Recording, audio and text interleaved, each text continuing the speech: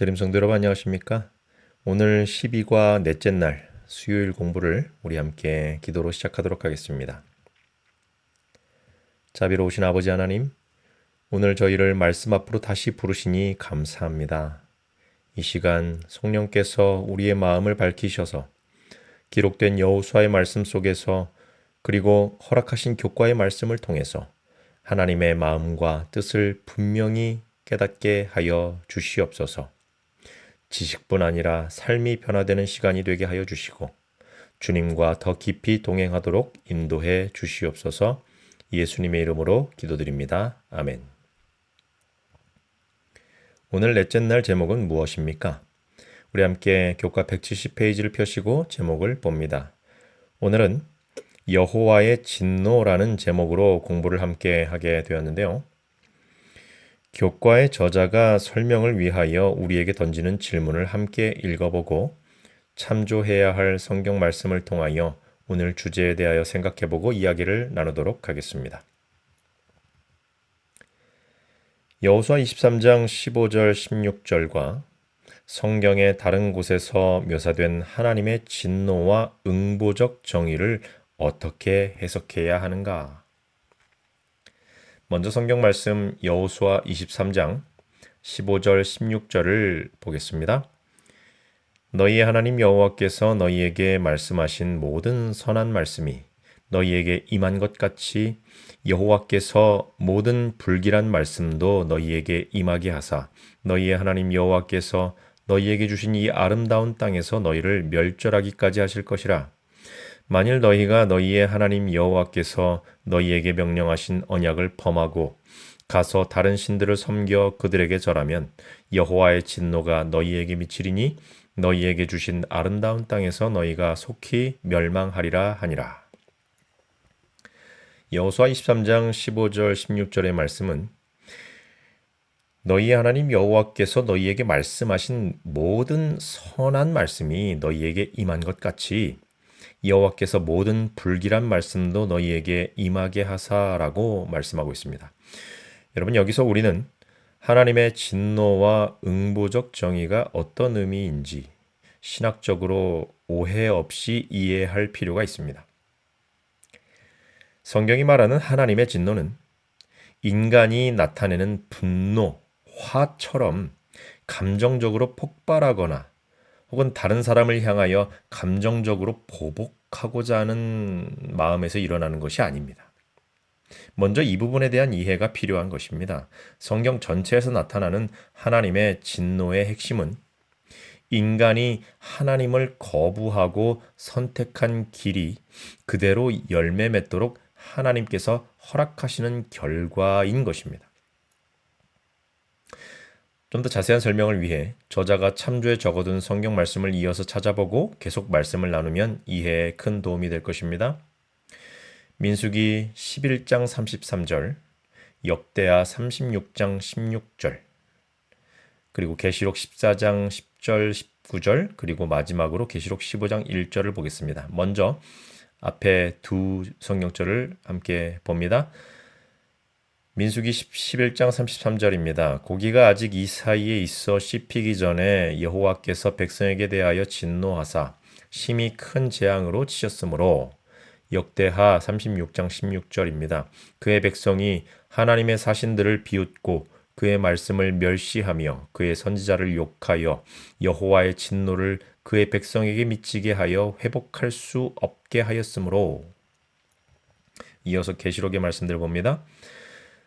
그도 하나님의 진노의 포도주를 마시리니 그 진노의 잔에 섞인 것이 없이 부은 포도주라. 거룩한 천사들 앞과 어린 양 앞에서 불과 유황으로 고난을 받으리니 천사가 낫을 땅에 휘둘러 땅의 포도를 거두어 하나님의 진노의 큰 포도주 틀에 던지매.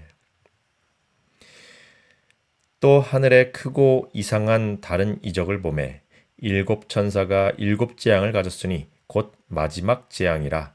하나님의 진노가 이것으로 마치리로다. 계시록 15장 1절까지 함께 살펴보았습니다.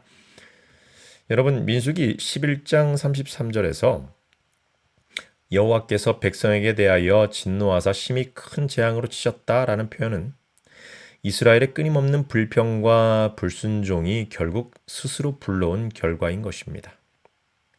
역대하 36장 16절에서도 선지자를 조롱하고 하나님의 말씀을 거절하는 일이 반복되자 마침내 여호와의 진노를 그의 백성에게 미치게 하여 회복할 수 없게 하였다라고 말씀합니다. 이것은 하나님이 갑자기 기분이 바뀌셔서 혹은 우리가 감정이 상하거나 답답할 때 화가 치밀어 오는 것처럼 분노를 조절하지 못하셔서 벌을 내리셨다라는 뜻이 아니라 오랜 기간 허락하신 은혜의 기회를 거부한 결과가 축적되어서 멸망이 돌아오게 되었다라는 의미인 것이죠.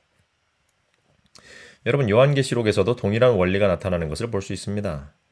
요한계시록 14장 10절 19절과 계시록 15장 1절은 하나님께서 악을 끝내시는 최후의 심판을 가리켜서 그분의 진노라고 묘사하고 있습니다. 그러나 그 진노는 악을 온전히 소멸하시기 위해 일어나는 여호와의 공의의 결과, 즉 의로운 심판인 것입니다. 다시 말해 성경의 진노는 하나님께서 악을 방치하시거나 묵인하지 않으시고 그분의 품성을 따라 온전한 사랑에서 기인한 우주적 정의를 완성하시는 최종적 행위라고 우리가 이해할 수 있는 것입니다.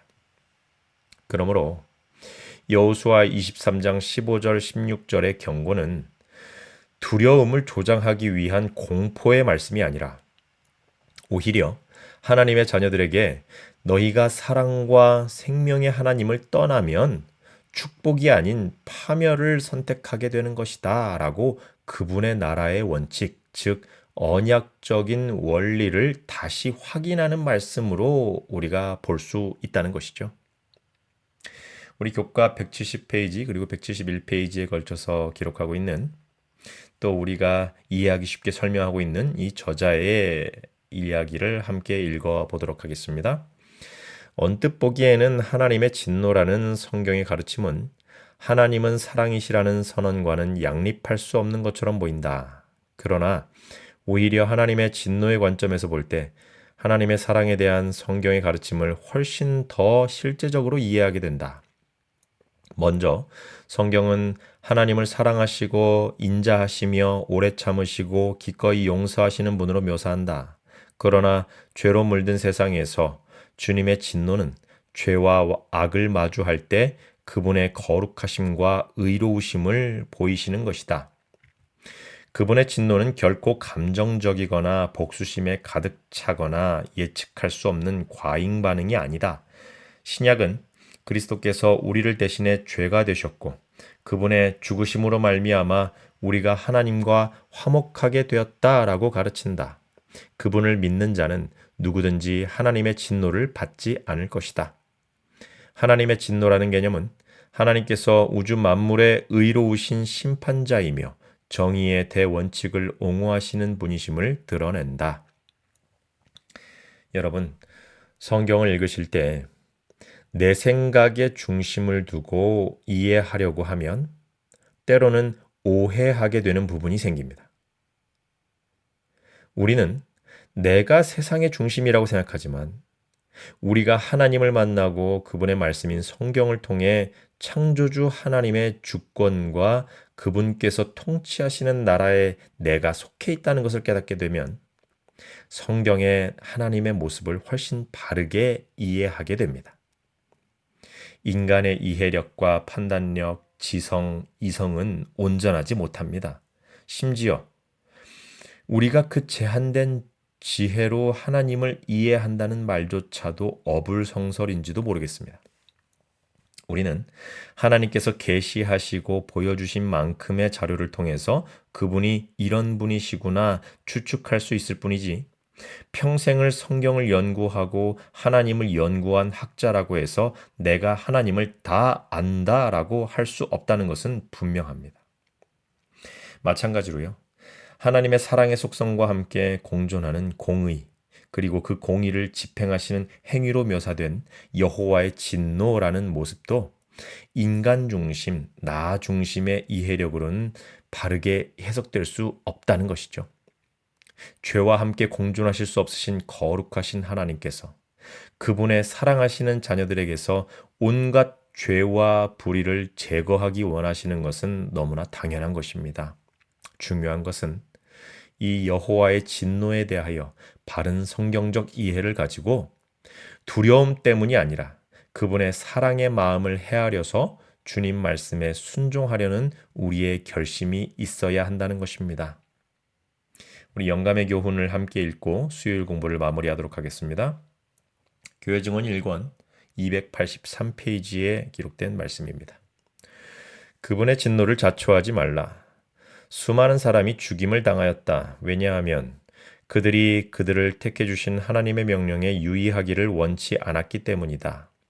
이 마지막 날에 하나님의 이스라엘은 세상과 섞여서 하나님의 택한 백성으로서의 모든 특성을 잃어버릴 위험을 끊임없이 안고 있다.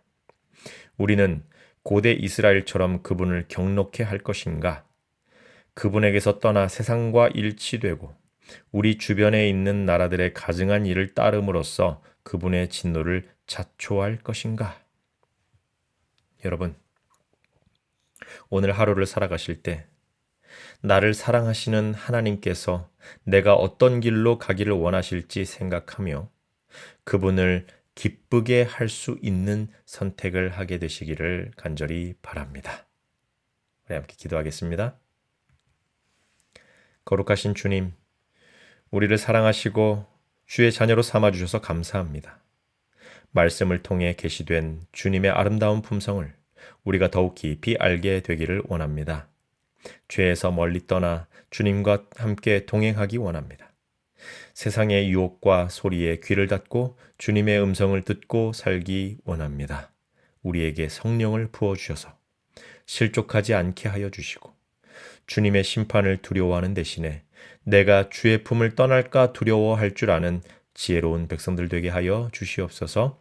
오늘도 우리에게 주신 약속의 말씀을 기억하며 살기 원하오니 우리의 결심에 함께 하여 주시옵소서. 이 모든 말씀을 우리를 사랑하시는 예수님의 이름으로 간절히 기도드립니다. 아멘.